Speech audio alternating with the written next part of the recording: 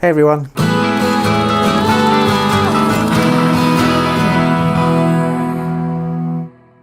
So a few days ago we released the video for our new single Every Little Piece, and to get the video out we needed to finish the mix, and finishing the mix was a load of fun. There are a whole load of things that came together really nicely, things that we've used on previous mixes in some cases, but some new bits and pieces as well. And if you're like me, you're interested in music and audio and how things come together and production and that kind of thing, then you like learning and seeing how things are done. So with this one we go a bit behind the scenes of the mix to hear some of the production tips and techniques and tricks that made the song what it is. Let's get to it.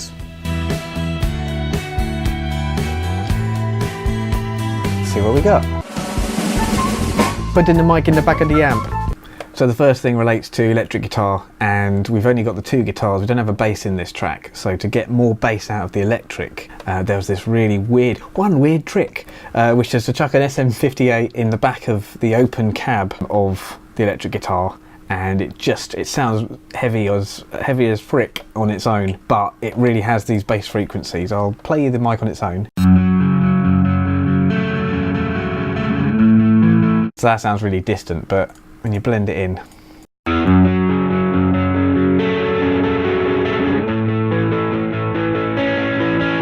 and if I take it out,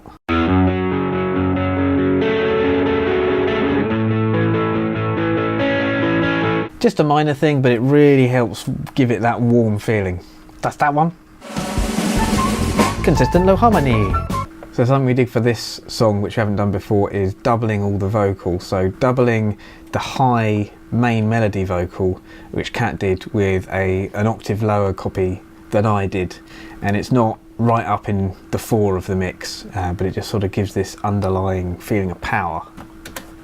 The best of co-drivers, we will never run to minds. The zest we had was the defense. We're just watching every little piece. Cool. Alright. Reverb tails, automated. Now the next one you might have heard of, or at least you would have heard it in a lot of tracks, when you get an especially long tail of reverb. So let me find it. So the reverb is Valhalla Vintage Verb, which is lovely and not too expensive. And what we do here is, as the end of the line is being sung, alternate up the decay, how long it lasts, and the volume as well. And it doesn't sound artificial other than the fact that there's this lovely, beautiful, lush tailing off of the vocal. So it helps fill a gap, really drive the point home at that point in the song emotionally.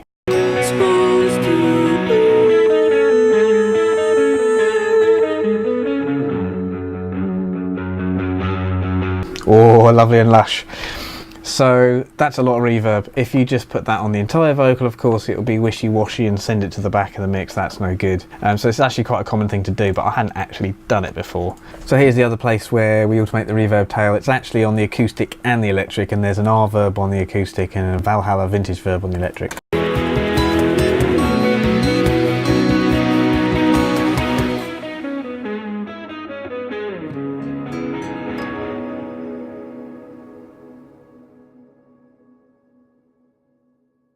Love it. Okay, what else we got? Yeah. C64 Lo-Fi effect. Ever since I found this plugin, comes with Pro Tools, it's called like Lo-Fi, Air Lo-Fi. Yeah, it's got a preset called SID drums. So the SID chip was the audio processing chip in the Commodore 64 amongst others, and it's got like a 8-bit drum setting. You might think that has no place in like a dreamy indie folk pop, dream pop, blah blah blah, but yeah, really cool, nice jarring effect just before the chorus each time, just to break it up, give you that jolt, and then power into it. So let's hear it. Elapsed, so farewell.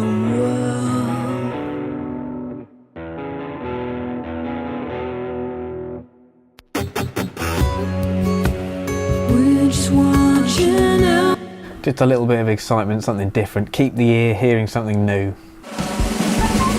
Percussion for interest and section blends. So how can I explain the percussion on this one? When the track was largely done, we played through, it was good, but we wanted to give a sense of energy to certain parts. We wanted to blend sections, ramp things up even more at the chorus. So after the first chorus, there's a little gap, a little breath before the verse.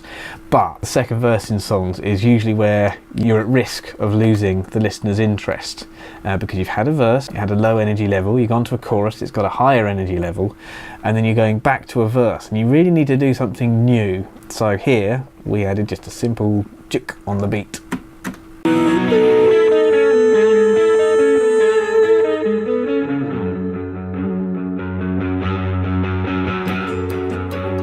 First we enjoyed the turmoil, was always just above.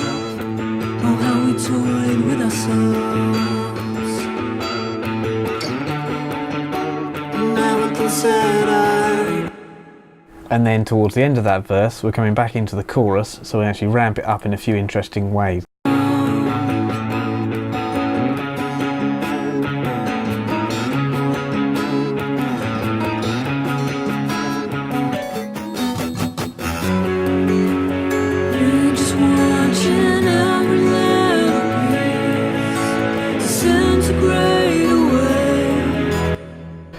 And then we continue to build up to the bridge.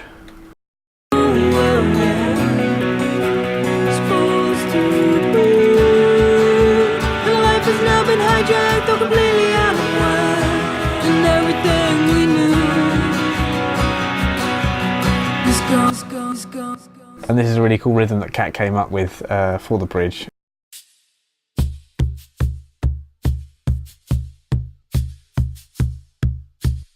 I thought that was really cool. Double guitars. The next one is a classic. It's often worth doing where you're trying to get a bigger sound, a richer sound. We decided to double the guitars, double the electric, double the acoustic. So literally 2 takes of each. One take one side, another take the other side. So I'll demonstrate mono and stereo and you'll see how much lovelier it sounds. Acoustic mono.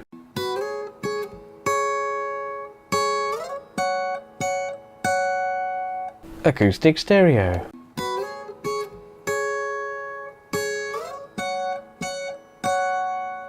Electric mono.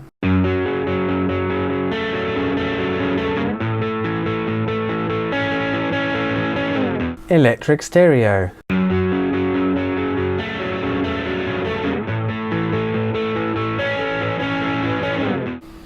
Everything together.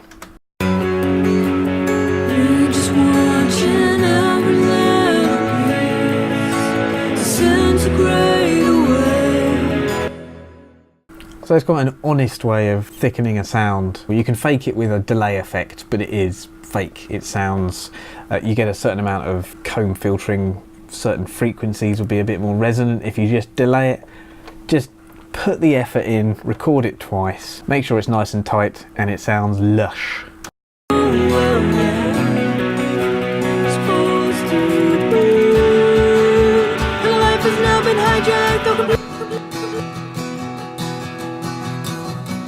Lush. Sounds lush.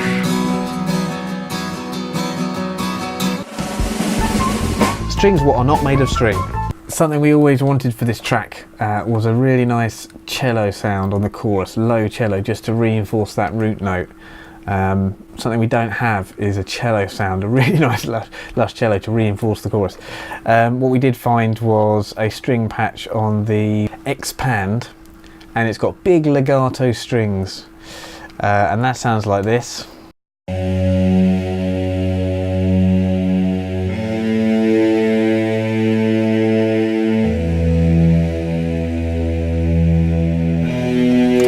Yes, it's that chord progression, but doesn't it work well? Let's hear the chorus without and then with it, you can hear the difference.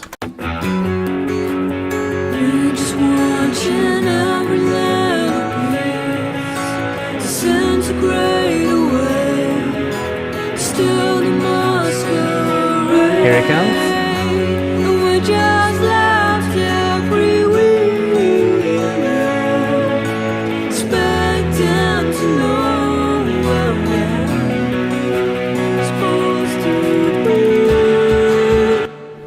Lovely.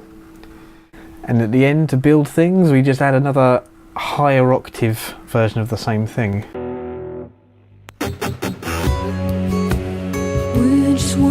watching every little piece disintegrate away. Still the masquerade, and we just left every weekend, expecting to know what we're supposed to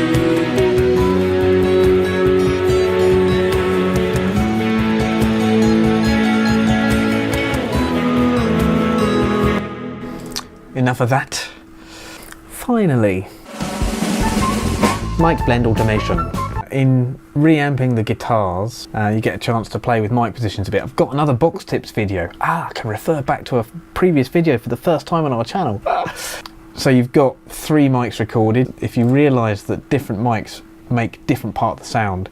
In this case, the SM7B on the front made the main part of the tone, just how I hear it in my head. The NT2 on the front adds bite, that's the condenser mic, and the SM58 in the back makes it sound big and beefy, and it's got the bass, big beefy bass, boof, baff.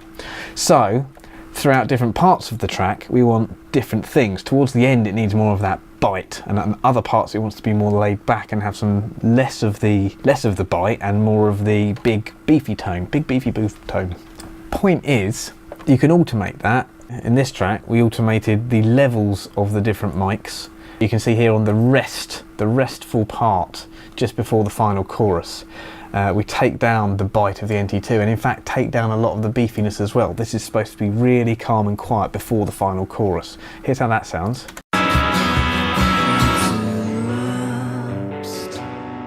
so farewell.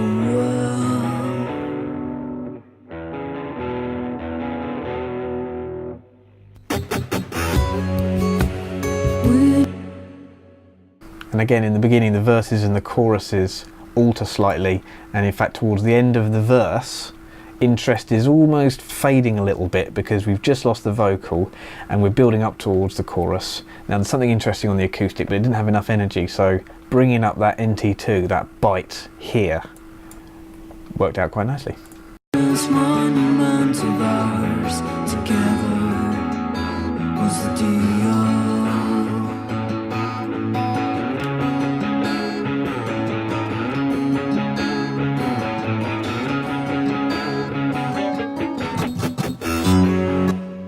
Okay, that was quite subtle, but I think it works. Cool, so what I tried to do with this video was show a few of the tools in the toolkit for refining that energy curve and that feeling and vibe throughout the track. So it's widening, it's fattening, it's making things smaller, it's extending things. Because once you've recorded something and mixed it, or as you're starting to mix it after recording, you'll notice it's either hitting the mark emotionally and power level-ly of what you had in mind or not. And sometimes you need to extend an emotion, you need to build something, you need to add contrast, and that's really what I think mixing is about. It's about using creative tools to control the emotion of the listener.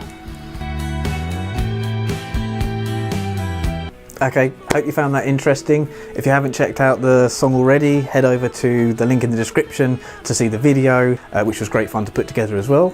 If you liked it, consider sharing, liking, commenting, all those things. Subscribe if you want to see more, because we do this kind of behind the scenes thing as well as the actual music and videos. Yep, see you next time. We're just watching every little piece disintegrate away. Still the